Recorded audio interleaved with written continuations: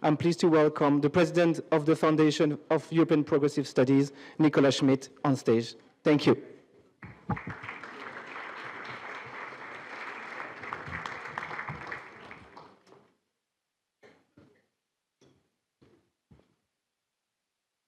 Good morning, everybody.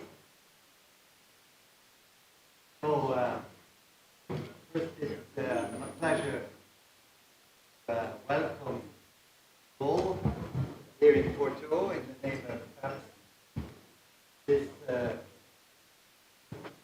very important event which takes its importance from another event 5 years ago, which in my view really brought some changes into the European Union. And and personally, I like speaking about the spirit of Porto. We have the Porto Action Plan. And indeed, what we are doing today is not just celebrating some kind of an anniversary. It's really thinking and promoting this spirit of Porto, which we as Europeans, which the European Union needs more than ever.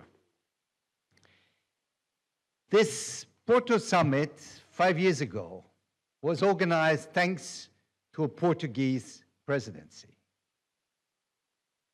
Thanks to Prime Minister Costa. And I remember very well when I became commissioner, and I knew him because we had been minister, like both of us, dear Secretary General. He asked me to think about organizing this summit in Porto during the Portuguese presidency. And we did it, and it was the success, and I would say that some kind of a turning point for social Europe. Now, what we have to know is what is achieved in the European Union should never be considered as something which is definitely achieved. Because what was true and what was strong 5 years ago is not as strong perhaps today. So this is for us as progressives, as social democrats, the mission that finally what we fought for yesterday, we have to fight for today and tomorrow. And that's, I think, the meaning of this meeting. It's not just reflecting about how nice times were and how important the success was during the Porto Summit. It is to reflect how we can maintain the dynamic, how we can strengthen the dynamic. And I must say I'm very, very, very happy that the Vice President of the Commission, Roxana, dear Roxana, you joined us this morning to reflect.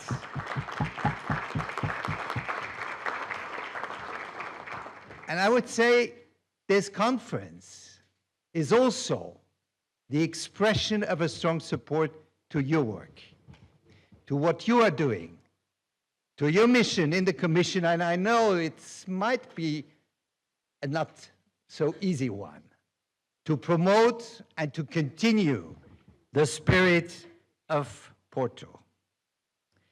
So what is important now is to look at the challenges ahead.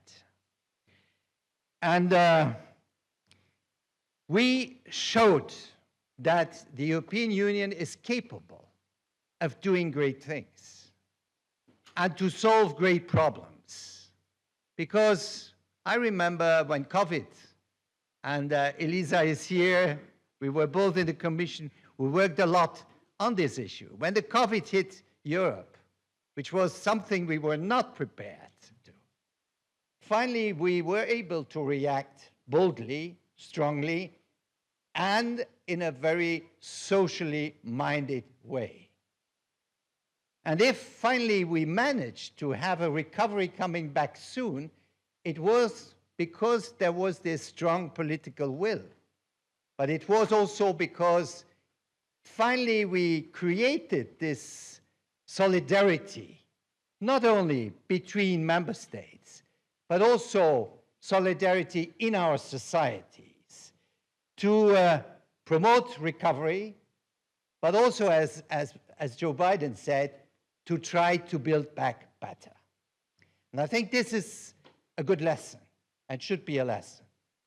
And when we launched SURE, which was an important instrument to prevent Europe from falling into massive unemployment, we showed that Europe can react rapidly, that you do not need 2 or 3 years to adopt a measure. Finally, we did it in a few weeks. And we mobilized 100 billion just to save jobs, just to save companies, just to support families. And this is the lesson we should draw out of the crisis management we had at that time.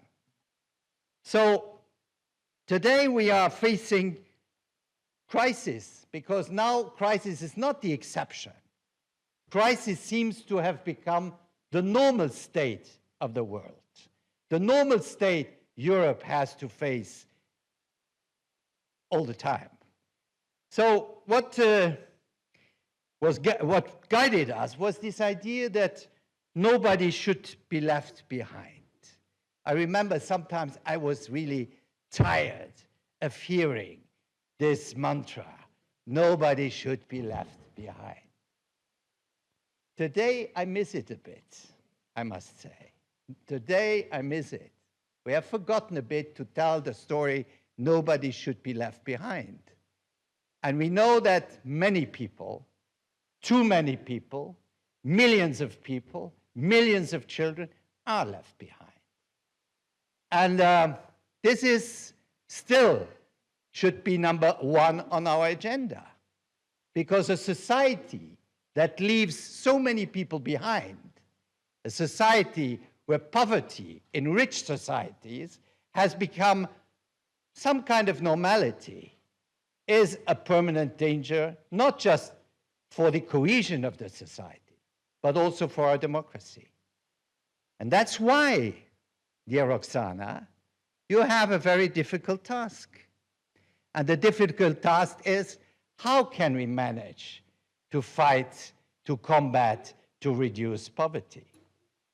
And you have to be sure that our political family, the Social Democrats, we are behind you. And what we ask you is to be as ambitious as possible. We support you in this endeavor, because it's not just because we want poverty to be reduced. We want Europe to be strengthened. And there is no strong Europe without so many people excluded.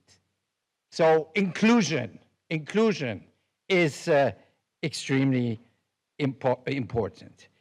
And when we look at polls now, finally they resemble a lot to the polls we had 5 years ago. What are the issues people are worried about? It is about cost of living. It's about housing. It's about their children's future. So there are very concrete issues which finally preoccupied citizens 5 years ago and which have come back, or which never finally left the minds of our citizens. So this is the mission that we have to reintroduce into our policies. So we believe that what this Commission has on its agenda, and especially you as its Vice President for Social Affairs, quality jobs, fair mobility, combating poverty, affordable housing, are very important challenges.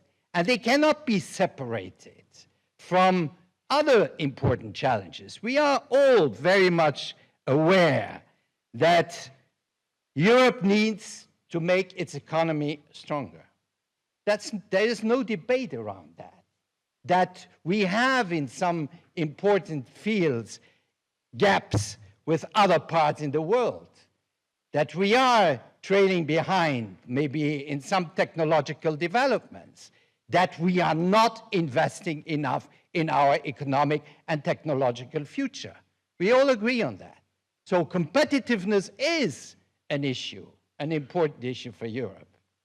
But we cannot reduce European policy to just the issue of competitiveness. Or, better said, and this is, by the way, written into the action plan, the Porto action plan for the implementation of social rights, competitiveness on one hand and social fairness, social justice have to go together.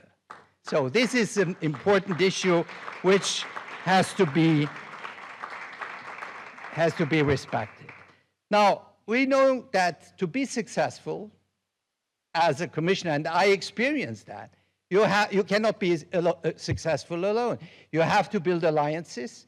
You have to be able to rely on your colleagues in the Commission. And I must say we had a very good spirit at that time also on these particular issues inside the Commission. You have to have allies in the Council. And without the Portuguese presidency, the socialist Portuguese presidency, we would not have been able to achieve that. And particularly, I think the European Parliament is not yet here. I could rely, the Commission could rely very strongly on the European Parliament. Now, things have changed a bit. Things have become more difficult.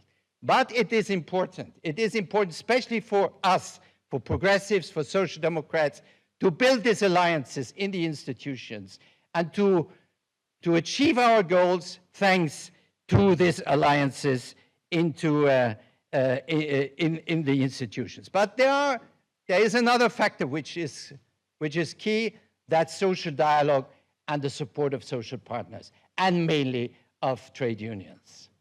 I think there would be no Porto spirit, no Porto compromise without social dialogue. And you worked, dear friend, on these issues. You managed to have this compromise, important compromise between social partners. And I think this is an aspect which is neglected. Europe will not be strong by having a very divided social spectrum. So we have to rebuild this basic social dialogue, basic social solidarity. That's the European model. That's the idea Jacques Delors fought for. That, yes, if we need reform, we need to have this reform in a context of social dialogue, of social cooperation. And that's what social democrats also are standing for.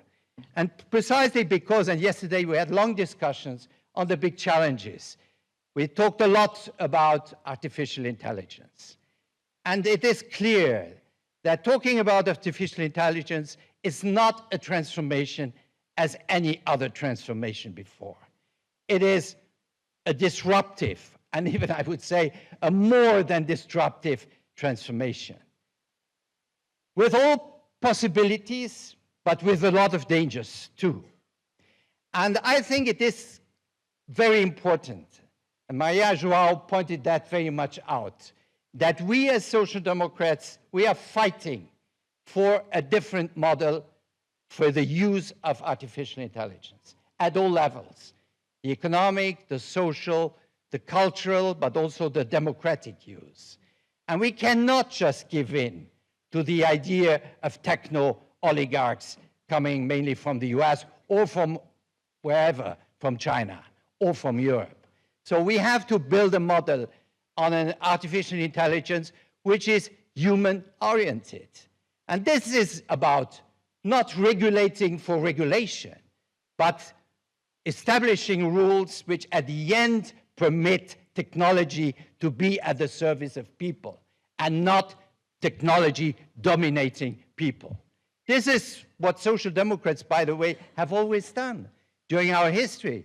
which is very much linked to the previous industrial revolutions, to make sure that at the end, technological developments help people and provide prosperity for all. So I think the world of work is at the center.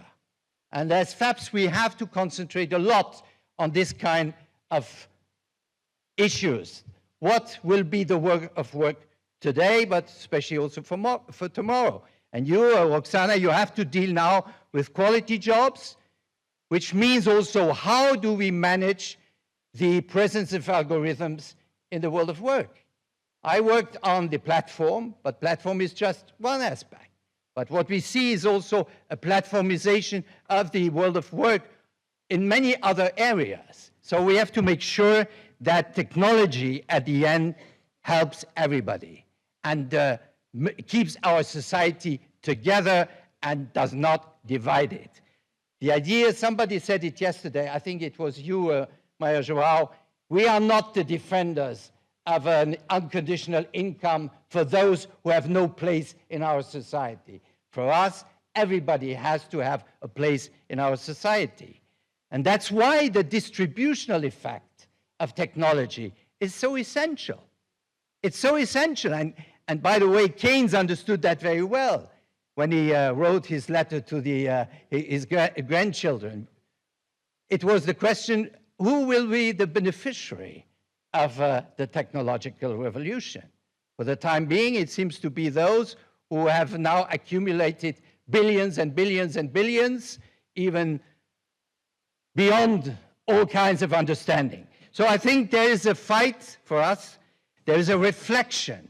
There is the need for putting on the table alternatives. And this ideology of now saying, well, progress only comes from deregulation is a myth, is a dangerous myth.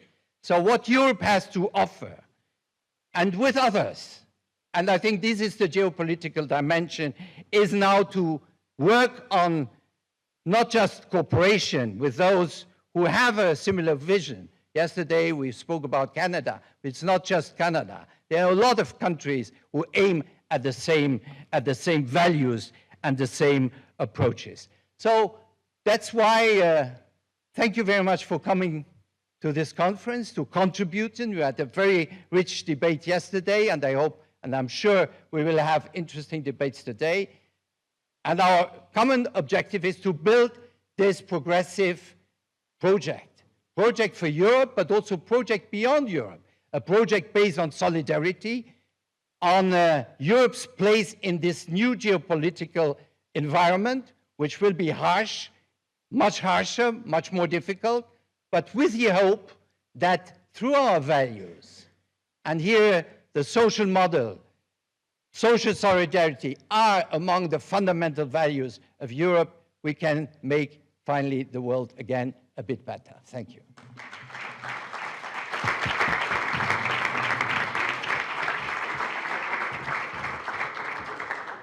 Thank you very much, President. Now we are pleased to welcome the Executive Vice President of the Commission, Roxana Menzatu. Thank you so much. You have the floor.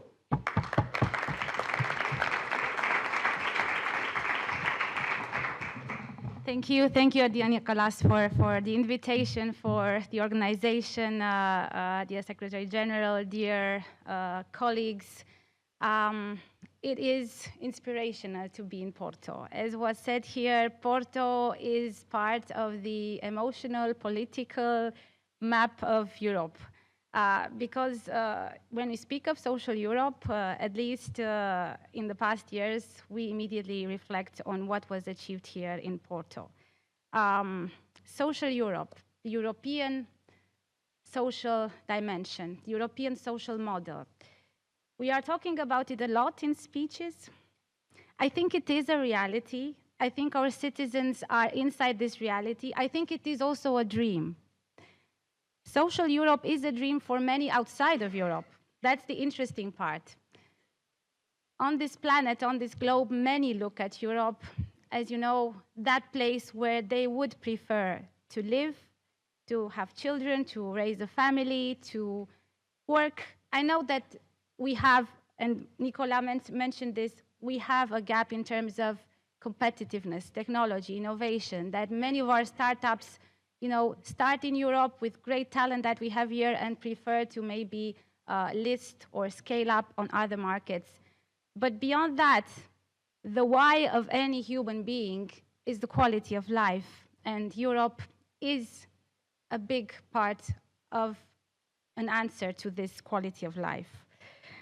And indeed, I think, first of all, we have to, celebrate what was achieved because we are in the European Union, where with the contribution of the European Commission, and a lot of that work was done also by you, Nicola, with the common partnership with the European Parliament and of the Council of that times, you did build and put important bricks in the foundations of this social Europe.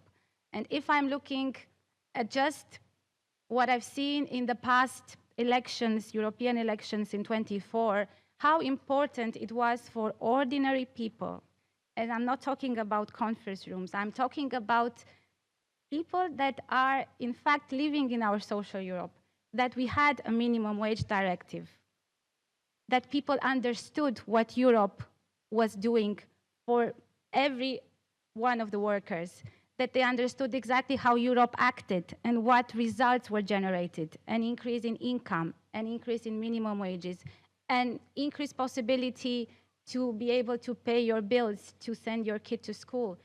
This is the concrete social Europe that I think speaks to people. And all throughout my mandate, since I've started it for 1 year and a half, I have this continuous, of course, we have numerous debates, and I have a position in the college where I always am the one to speak about the social dimension, but I'm always reflecting on this, and I think it's important for all of us to reflect on this.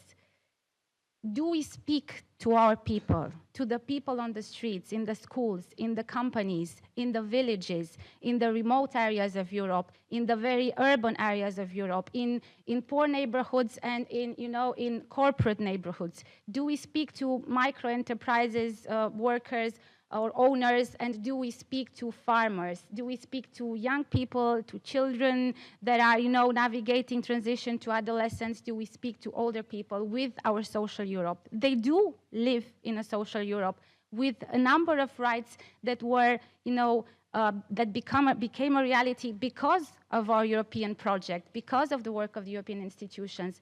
But in order to uphold this dream and this reality, because it is both a reality and a dream, we need to be able to speak to our citizens with each action and each initiative that we had. And on minimum wage, adequate minimum wage directive, I think we struck the right button. It was one of the, and it is one of the strongest policies that translates the work that we do in Brussels, in Strasbourg, in all the capitals, to a large number of our workers and of our people that were affected many times and are affected by in-work poverty, that work but still cannot pay their expenditures at the end of the month. So with this, I think the spirit of Porto is a bit the umbrella, and then the spirit of the minimum wage directive is what guides me, delivering policies that keep the social Europe alive and keep it relevant and present in the minds and hearts of Europeans. Europeans that are, of course, in 2026, they're not different than the ones in 2017, we are celebrating the anniversary of the European Pillar of Social Rights, the 10-year anniversary next year. Are we different from 10 years ago in many senses? No, we are not. But yes, we are, because Nicola mentioned here the many shocks that we are crossing, from geopolitics, beyond pandemic, beyond the war of aggression of Russia in Ukraine. We are looking at multiple shocks. What has happened in the Strait of Hormuz is affecting millions of jobs in Europe. Increased energy prices reflect in jobs. Everything reflects in jobs. Everything reflects in the level of the bills. Everything reflects in the affordability and the cost of life for every European. So are Europeans equipped, empowered, protected in a way that they can navigate all these crises that are now part of our reality, this polycrisis? I think the work is still ahead of us. And this is the main question to which we are answering together. How do we equip, empower, protect our Europeans so that social Europe continues to be a reality for each and every one of them? And I totally agree that while we are now indeed in a stage where we are doing everything so that our economy is being much more competitive and productive, that we need to understand that without a social Europe, there is no competitive Europe. And at least when we are talking about the project of the European Union, which is not a country, which is a unique project in the history of humanity and has proven so much in terms of prosperity and security, that we need to fight for social Europe like we fight for our lives, because it is a fight for the life of the EU.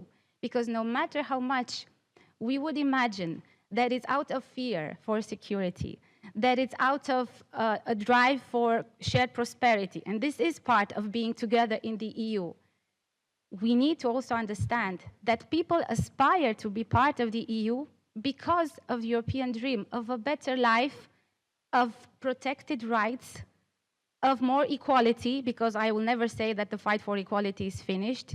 And this is what everyone reacts to. And this is important, and this is existential.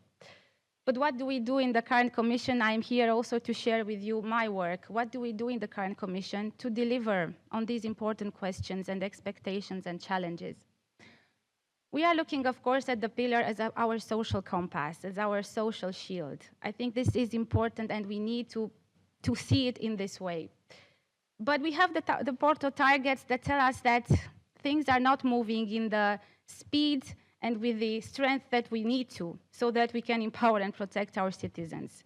On skills, and it is important to look at how people are trained to really be able to navigate the transformation in their job places, we are lagging behind. We have launched our Union of Skills, and one important tool I invite you to reflect upon, because I want to scale it, I work very hardly on it, is the skills guarantee for workers. We look at automotive. We look at so many industries where, because of automation, electrification, geopolitics, tariffs, onshoring, offshoring, moving value chains, workers need to retrain so that they keep their job in the same company, in the same industry, many times in similar industries. The skills guarantee for workers is an important part of this response, that every worker needs to have access to a quality job according to the training that they have, so they can contribute but also be empowered. Then on the quality of jobs, and this is central to my mandate. Quality jobs roadmap that we presented last December indicated a bit the road ahead, that we are looking at the fact that we still have 8% of our workers facing in-work poverty, that we still have deaths due to health and safety problems and fatal accidents, that algorithms that now replace humans in managing teams can create, a different type of landscape in the workplace, and that we need to address the human centricity dimension of labor. That we still have in some sectors, and I've seen them myself, and as a Romanian, I didn't need to see them as a commissioner because I simply know them, in sectors such as construction, such as agriculture, such as transport, workers that are simply used for cheap labor, abused, whose rights are not respected, whose minimum wage is not paid, whose social security is not covered. And this happens many times, unfortunately, in the situation of very long subcontracting chains where there is no real liability. So all these topics that I've mentioned are part of a quality or lack of quality of employment. And it's important that through the pillar and through the Porto targets, we measure employment in terms of quantity, but we need to switch to measuring also quality. Of course, in the Quality Jobs Act, which is now debated between social partners, which are not very close in their positions, but we are planning to address some of the answers that we need, some of the protections that we need to offer our workers on the topics that I've mentioned. But we are reflecting, and I think it's also your role to support us in the idea of having a target on quality of jobs, because quantity is important and quality is equally important. Looking at poverty, we have high ambitions. First, by 2030, to take 15 million people out of poverty, 5 million children out of poverty. We've deployed tools with European Social Fund Plus inside the cohesion policy. Commissioner Ferreira knows very well how this worked with the child guarantee. We want to eradicate poverty and help member states eradicate poverty by 2050. So ambitious, so ambitious. The answer is step by step. It's the first anti-poverty strategy that we've just launched on the 6th of May. And it's not a perfect strategy, I know. And we've worked with many of you to deliver a number of good initiatives, but it's a good beginning. And let's rely on this good beginning, because we put anti-poverty at the center of the political agenda of the EU. We ask governments in our member states to really coordinate work on the anti-poverty efforts from the center of their government, not just to put it in one ministry and forget about it, because fighting poverty is a whole of society, whole of government effort. And it should never be, just on the one side of this political spectrum. It is the biggest vulnerability and threat to our democracies, not just to our economies. It is about our rights and our dignity, but it is the biggest vulnerability to our democracies and to the social fiber and strength of our nations and of our European project. And so there's so many reasons why we need to work together on fighting poverty from all fronts, I would say. You will see that, and I think this is quite essential, our work on fighting poverty at European level looks at poverty that is caused by income, but also other dimensions: energy-related poverty, transport-related, health-related poverty, lack of access to care, lack of access to quality services. And for all of this, we came with a number of tools. I will mention one. I do believe that for a large number of our Europeans, I think tens of millions even, that are very far away from the labor market, we need to offer better services and better interventions so that we offer them possibility to access quality employment. That's why in July we will also launch a consultation on a potential legal initiative on the activation of persons that are very far away from the labor market, that have not worked for many years, whether it's people with disabilities, whether it's parents with children that don't have access to childcare, whether there are people from migrant backgrounds that simply need different type of personalized intervention so that they get access to quality jobs. So it is a concrete intervention that I want to mention to you. Now, in July, I want you to know that we are coming out with a communication on the pillar. And with this, I want to a bit give you my look ahead on what do we do with our social compass, with our social shields, almost 10 years after it was launched, 5 years after the Porto targets. I mean, in speeches, as I've said, everyone acknowledges how important social Europe and the European social model is, and that it is part of our competitive advantage in the world. But we are in a world, and you took all my lines, Nicola. We are in a world that is about to be massively disrupted by something that we call a technology, that we call a tool, that is artificial intelligence, generative AI, super intelligence. Steps are being taken that is advancing in a speed and a direction that are clearly unlike anything that we have seen, no matter how much we want to compare with other technologies.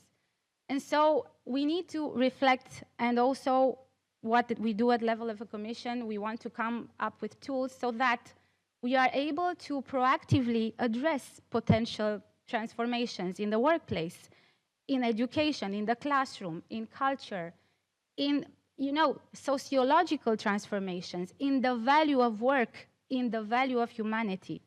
Because human centricity is not in the pillar. We have 20 principles in a pillar. Do we need a 21st that says human-centric, people first? We might. I do not know. I do not have the answer. But questions need to be asked. I think we need also a global conversation about humanity and artificial intelligence, and about human centricity, about the speed of developing new innovative technologies, the domains in which we use, and there are amazing opportunities that technologies offer, from healthcare to security, to space exploration, to mobility. But we also need to decide to what extent do we want to compete human intelligence? To what extent do we look at the value, at the dignity of life, the value of work, at how we define human-centric in a context where we develop technologies that are actually able to perform tasks that humans perform? It is a totally novel world, and social rights in this novel world need to continue to be upheld. And the pillar needs to stand. And we need to reflect on that. And looking at the future of the pillar for the next decade, it's also important that we reflect that inequalities that still persist in our societies between men and women, between different categories. We still need to reflect on labor shortages. We still need to reflect at affordability and the cost of living, and how well the pillar is able to respond to all of these challenges. I wouldn't go into many more of my other initiatives. I do ask you also to look at something that is more technical, but is more powerful than we might imagine, is the European semester, which is traditionally a tool that pushes into fiscal and economic politics, but it is also about social convergence. And we've just introduced a new dimension of human capital that will clearly show what skills are needed for the world of AI, how to anticipate transformations in the world of work, how to train better people. And this is something that we will be able to tell prime ministers, ministers of finance, bringing them into the social dimension of our European policies and not staying, separated in silos. I'm a believer in teamwork. I'm a centered person. Of course, I come from the socialist family, a Romanian, as I've said, but I'm a big believer of a teamwork. And I do believe that the challenges that humanity and Europe is confronted with in this moment require a team effort that is able to incorporate the best of many worlds. And while I totally think that agility and strong economies are essential, there cannot be a full response without a strong social Europe, without dignified Europeans. And so together, I think we need to be able to match these two dimensions and to make our policies speak to the people and to make our policies relatable and easily understandable by each and every citizen in Europe, whether they're in East or here in the West of Europe, North or South or the center of our continent. Many thanks. I will be happy to join you for the rest of the day to hear your contributions, observations, criticisms. It was and it is an inspiration to be with you today.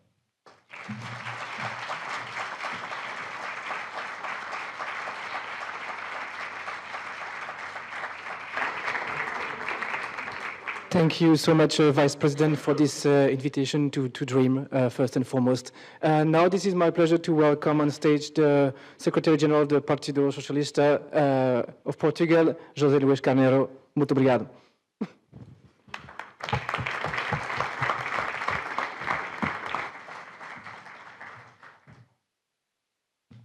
Good morning. Welcome to Porto, this beautiful village. An European village, an European city. Welcome. And I want to congratulate our president, Nicolas Schmidt. Thank you very much. It's a pleasure to have you here. We worked together when Vieira da Silva was Minister of Work to give an opportunity to Portuguese workers in Luxembourg and integrate the Portuguese language in the capacitation of their skills. Thank you very much. It's a pleasure to have you here. Vice President Roxana Minsato, thank you very much for your words. And let me talk with you in our Portuguese language, our language of Camões. Thank you very much. 5 years ago, this city became the symbol of a European ambition, an ambition that united partners, European institutions, civil society, and different and various governments around a common commitment to place people at the very center of recuperation and of Europe. Porto reminded us that Europe means more than a market. Europe is, above all, a community of values. From its very origins, if we look at its very constitutional act, we see that they contain the words of harmonious development.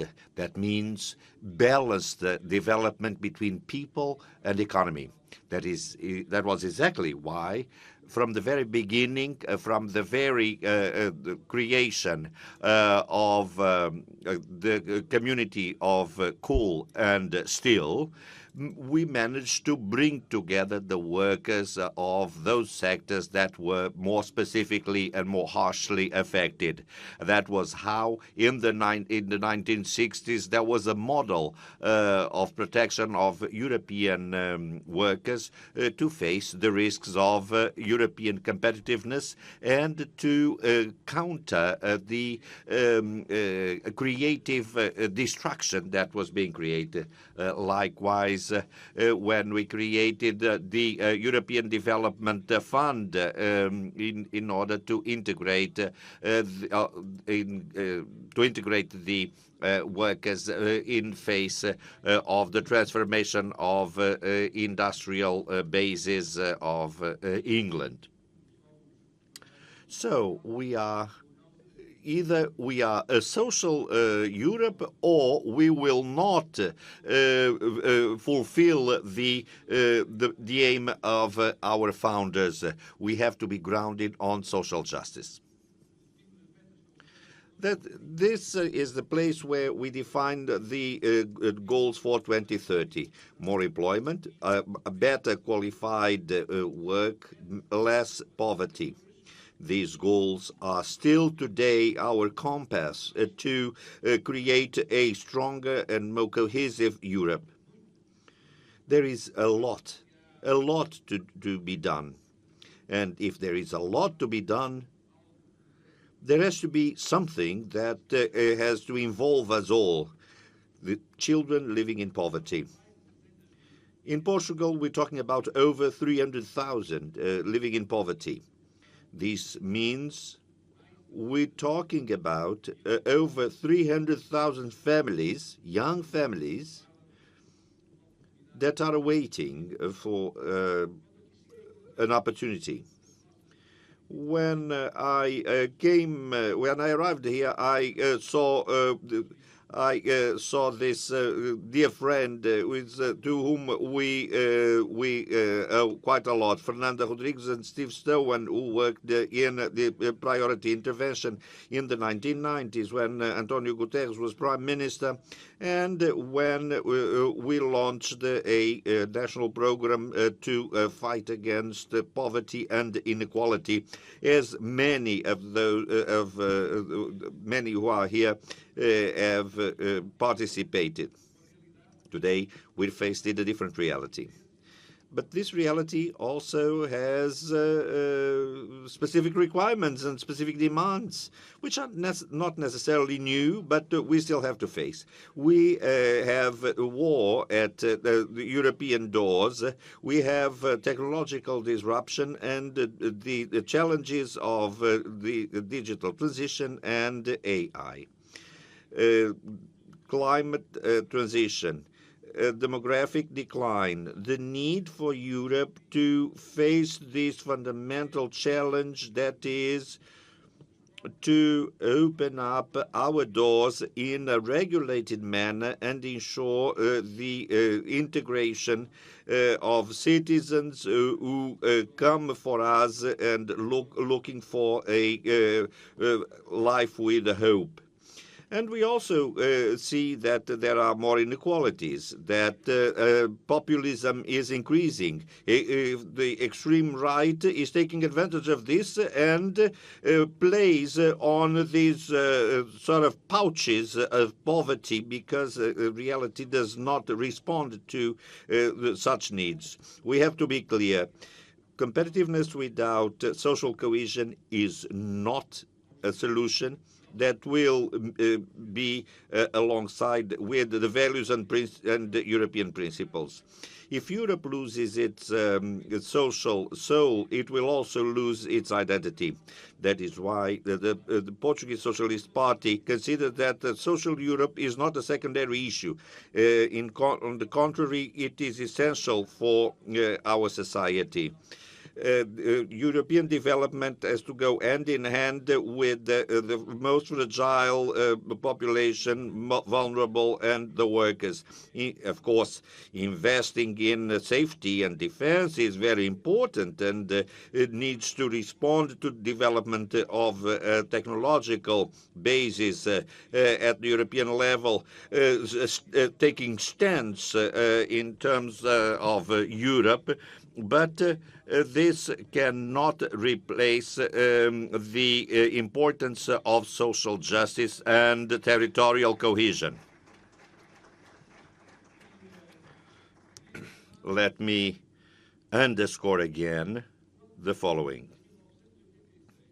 When in 1986 the European Single Act set forth a preparatory guideline for the forward-coming Maastricht Treaty and subsequently the adoption of a European policy for social cohesion to fight against asymmetries, this was a major leap forward to develop European regions in a model that strengthened the Commission and a model which proved, in spite of its fragilities, proved how important it is to diagnose, to identify, and at the same time monitor the results at the same time as we were building the capacity of different agents at the social, private, and the public sector in order to respond to the needs of social and territorial cohesion. When I participate in sessions like this, I always recall Jacques Delors, who reminds in his memoirs the period between 1992 and 1993, and how at the time he had to discuss very harshly with Margaret Thatcher, and how he managed to win that debate by showing that it was fundamental to ensure that there was to be a support plan for the Mediterranean areas, namely for Portugal, for the adaptation of Portuguese industry, and then a step ahead in terms of cohesion. When he was talking about stimulating competitiveness, cooperation that strengthens, and solidarity that unites us, this statement should also be the guidelines for the options that we take in Europe in today. The strategies now will have to strengthen the way we look at cohesion policies and regional development. Portugal and what we lived together during the pandemic enables us to draw an important lesson. Experience shows that economic and social progress are not contradictory objectives. On the contrary, they strengthen one another. During the last decade, Portugal has shown, and let me tell you, until 2024, Portugal showed that you can reconcile budget responsibility and social cohesion. We increased jobs. We valued salaries and pensions. We've invested in education, qualification, and skills, and created more opportunities for younger generations. And we managed to do so preserving the confidence in institutions and social cohesion. But we also learned something at European level. We had gone through the financial crisis, and we know only too well how much it cost. Those that still think and remind us about the financial assistance to Portugal, Greece, and Italy, and could have also happened to Spain, usually they tend to forget that this was a financial tsunami that washed down several economies and many countries that were exposed to international commerce, trade, aid and the international finance world. So it would be very hard to survive with that. At that time, I was in the Committee of Regions, and I was called and to be told the following: we don't know whether tomorrow the financial European system will resist to this major financial crisis, which devastated the United States and the risks to devastate Europe. So we cannot take things out of context, because, as many are trying to do regarding what happened back then. But let us keep in mind that back then, Europe did not have the tools to respond in a solidary manner to what was going on. Fortunately, during the pandemic, tools like SURE very clearly showed how European solidarity provides very solid and concrete results. That enabled in Europe and in Portugal, it enabled to protect companies, to protect jobs, and to protect income and protect families in the harshest and most difficult moments, maybe the most difficult times that people could have memory of, and we all were very worried on how Europe could respond to this crisis. It was European solidarity that helped respond to the pandemic and to recover employment and social development. The lesson is simple. When people feel protected, they also are sort of more open to embrace change. When workers have rights, economies get stronger. When growth is shared, democracies become more resilient. This is our progressive vision, and that is exactly why we are here today in this session. We are going to vote against a proposal that is taking away the protection from workers and make young people, women and families and the weakest more fragile from the social standpoint, because once again we are very clearly stating these values. This is the vision that we want to defend in Europe and looking into the future. Europe needs a new social ambition. This is exactly what was conveyed to us. The social pillars was a conquest and is a conquest. However, its actual materialization is still uneven, and we have to fight against that. Too many Europeans are still living in poverty. Too many workers are still unsafe in terms of the market, that the labor market that is changing very swiftly. We are talking about the accumulation of wealth by many in different sectors and economic groups. Too many youths are faced with difficulties in order to become autonomous in their lives. For many Europeans, a job is no longer a synonym of independence. So insecurity became something that way too common, and so no one can be left behind. And that is why we defend a European agenda that will have practical results and that affect directly people's lives. We have to invest more in qualifying people and lifelong learning. I just visited a number of technical and vocational training schools. Over 100,000 youths attend those schools, and we are still 140,000 students. We are not working or studying, and we have to find solutions to help these people find a perspective for their lives. We need a European vision to respond to these youths. with permanent training or professional reconversion. I actually found in different schools young people that had already had a degree and are reconverting their skills both academically and professionally. What AI brings us and thinking of people has to lead us to create a European plan to develop skills so that people do not feel unsafe in this world that is already here at our door and that will entail a lot of changes. We have to continue working for fair salaries, good and high quality public services.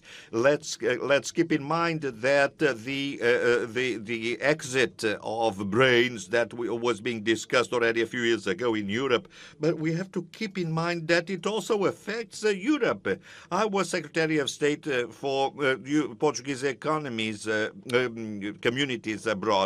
And I met people in Australia, Canada, the United States. I've always found Portuguese people. Those countries are those that are like diamonds that attract professionals like those I saw there, simply because they couldn't find a solution in the employment structure of their countries. And so this is a challenge, the transformation of economic basis and the incorporation of value, a better articulation with universities. I recall that back in 2007, 2008, we were talking about smart growth, sustainable growth, inclusive growth. But then there was no financing tool, a long-lasting tool to finance such projects. The approach is correct, but we have to get those concepts into the policies in a long-lasting manner. Approaches in Europe has to be approached with some determination. And a social instrument is not a cost. It is a competitiveness factor and sustainability. Europe has to be a promise that is materialized. Europe has to continue to be a promise that it materializes the principle that it pays to work. An idea that each generation can lead a better life than the previous generation. The European socialists have this strong commitment, and with the spring reports and assessments, and even during the crisis in 2013, when the assessment about or on European confidence, European citizens' confidence showed probably the lowest level of confidence in institutions. But even in those harsh times, Portuguese felt a part of Europe and considered that it was fundamental for their lives and for their future. And we, as socialists, had our share of responsibility in that. And we are still integrated in this ambition, a common ambition, a joint ambition. We believe that European integration and social justice have to go hand in hand. We believe that solidarity is not an obstacle to prosperity. It is, on the contrary, the very basis, the very pillar, the very path of prosperity. We do believe that the best answer to uncertainty is not less Europe. It is a stronger and fairer and social Europe. Let us then renew in Porto, the city that was the departing line of Henry the Navigator, and he was at the very onset of experiments that led to the navigation from Portugal throughout the world. Let us then renew the spirit that inspired us 5 years ago. let us be the Europe that materializes, that makes the difference for people. Because social Europe is not only our goal, it is in fact our common responsibility. Our common responsibility and shared responsibility. We are going through times that require courage. Europe was mobilized after the war, after the pandemic. So the same courage that inspired the Porto Summit has to go forward, because Europe will only be stronger when each and every single citizen feels a European citizen in his and her capacity to participate as a European citizen, to participate as the recipient of such choices. Not only in good times, or not only in prosperity times, but also and above all in uncertainty times and harsh times. Social Europe is our common objective, our most important shared object. Thank you very much for your work, and all the best for your future work. Thank you.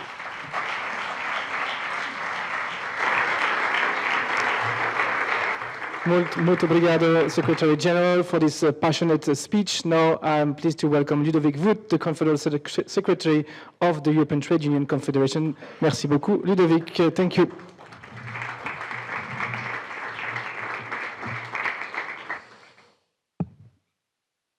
Yeah, thank you, dear friends. So 5 years for the trade. I'm happy to be there on behalf of the European Trade Union Confederation. I would like to go directly to the point. 5 years after Porto, we should ask ourselves honestly what happened to the Porto spirit, and that's what was already brought in the discussion. So in 2021, we had the Porto Action Plan, we had the European Pillar of Social Rights, which reflected a broad consensus that Europe's competitiveness depended on investing in people, quality jobs, and social cohesion. So it was really a vision of competitiveness, of long-term competitiveness. Today, we see that this consensus is clearly fading. Competitiveness is increasingly presented as a race to deregulate, to cut public spending, and to weaken the very social foundations that make Europe resilient. I've just returned from Madrid, where yesterday we had a rally where 11,000 workers came together with a simple message, that enough is enough, enough of workers being left aside in the European Council discussions of today and yesterday. Enough about hearing about competitiveness, simplification, and deregulation, while millions of workers, working people struggle to pay their rent, to pay their energy bills, and to live decently from their work. And we need, I think, to be honest among ourselves. Today, the political choices that dominate the European agenda are increasingly incompatible with workers' aspiration. The prevailing vision of competitiveness is based on the assumption that Europe suffers from too many rules, too many protections, with constant calls for deregulation and simplification, which in practice often means weakening labor, environmental, and social standards. At the same time, we see austerity in important countries returning through the implementation of the new fiscal rules. And I think here we have also to be frank, it's that if member states are forced to cut public spending, if social protection systems are put under permanent pressure, if social investment is postponed or cancelled, then delivering on the 20 principles of the European Pillar of Social Rights becomes almost impossible. How can we guarantee adequate unemployment benefits, affordable housing, quality healthcare, and decent pensions under these conditions? How can we finance the transitions that Europe deeply needed? Over the past years, trade unions have fought hard with you all for important progress. In particular with you, Nicolas, we achieved together the Minimum Wage Directive, the Platform Work Directive, and the Pay Transparency Directive. Important achievements that were the result of long negotiations, mobilization, and political battles. But today we face a major strategic challenge, is that the implementation of this directive is weak, sometimes almost non-existent. And meanwhile, workers continue to experience the consequence of the existing crisis. housing costs soaring, energy prices remaining high, wages often failing to keep pace with the cost of living.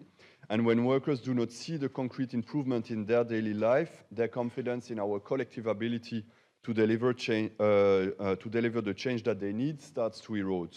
So European legislation really matters enormously. Trade unions believe in that. But legislative victories also alone are too fragile if they are not accompanied with rapid and visible improvements in people's living conditions. This is why I think we would like to bring the dimension also of the need to reconnect the social agenda with the economic agenda. We agree with Mario Draghi's diagnosis that Europe needs investment, and more investments. But what we do not completely agree is that Europe's problem would be a real lack of competitiveness. The problem is not that Europe is an unattractive place to invest. The problem is that for decades we have seen and have accepted an economic model in which an increasing share of corporate profit was extracted by financial markets instead of being reinvested directly in the productive activities. Next week, we will publish first result of a study that we did with the team of Mariana Mazzucato on the social cost of capital. The findings are striking. In 2000, out of every 100 euro of profit generated by the 300 largest non-financial companies in Europe, 31 euro out of 100 went to dividends and share buybacks. Today, this figure has risen to 69 euro. So at the same time, the share devoted to productive investment declined from 18 euro to 7 euro. So profits have increased, dividends have exploded, but the investment in the productive capacity, in innovation, in modernization of these industries, in the R&D and in the investment of the workers of these industries has declined. So part of the European industrial difficulties lies precisely here.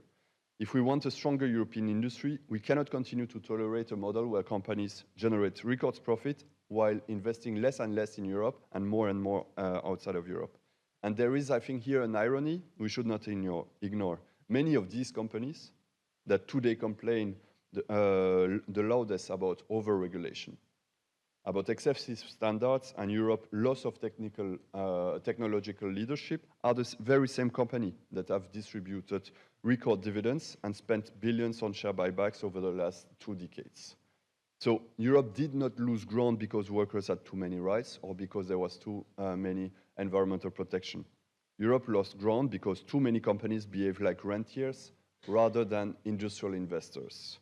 We need mechanisms and incentives that encourage companies to reinvest this profit in production, in workers, and in all European regions. And this brings me to my final point. If we want to rebuild workers' confidence in Europe, in the European project, we need to reconnect social policy with the world of work. We need a demand-side agenda. For trade unions, demand-side economics means something very simple. What workers cannot afford to buy, companies will not be able to produce while maintaining decent wages and quality jobs. So if families cannot afford to renovate their homes, to buy heat pumps or electric vehicles, then Europe will never succeed in decarbonizing its economy and sustaining its industrial base. Today, studies we've done show also that 90% of households cannot afford to install a heat pump with their own income. The cost of renovation and installing of heat pumps represents more than an entire year salary for more than 90% of the population. If you add electric vehicle to that, it's even, of course, more than 2 years of income that you have to invest in the green transition. So this is under the fiscal constraint that we have without public support. This is impossible for the huge majority of families. And this is why decarbonation must become a concrete social project. This is why we need to, people need to see how we lower their energy bills, how to have better public transport, and the millions of quality jobs that are needed to deliver these priorities. Because in order to meet the social and the labor challenge, we need to reconnect them. We need to have the policies in place to help the poorest and the huge millions of Europeans that are in difficulty, but we need also the quality jobs that goes hand in hand with that to deliver these policies. Only by this, the green transition can become a project for those who cannot yet afford it. It has to become a project for everyone. This means ensuring that companies reinvest in their profits, that public finance supports households and workers, and that European industrial policy is linked with strong social conditionalities and collective bargaining. So if we want the European Pillar of Social Rights to remain relevant when it turns 10 in 2027, we must move beyond principle and provide the means to make this reality. So this means we urgently need, Roxana, to have the Quality Jobs Act. This is clearly needed.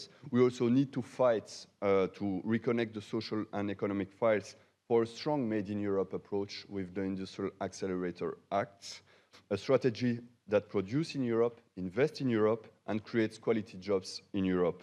Not a race to the bottom, not a subsidy race without conditions, not an industrial strategy based on cheap labor or weakened social and environmental standards, but a strategy that recognizes that social progress and industrial renewal are not competing objectives. These are, for us, two sides of the same coins. This was the message that was carried yesterday by 11,000 workers in Madrid, and that's the message we think we should carry together today. Thank you.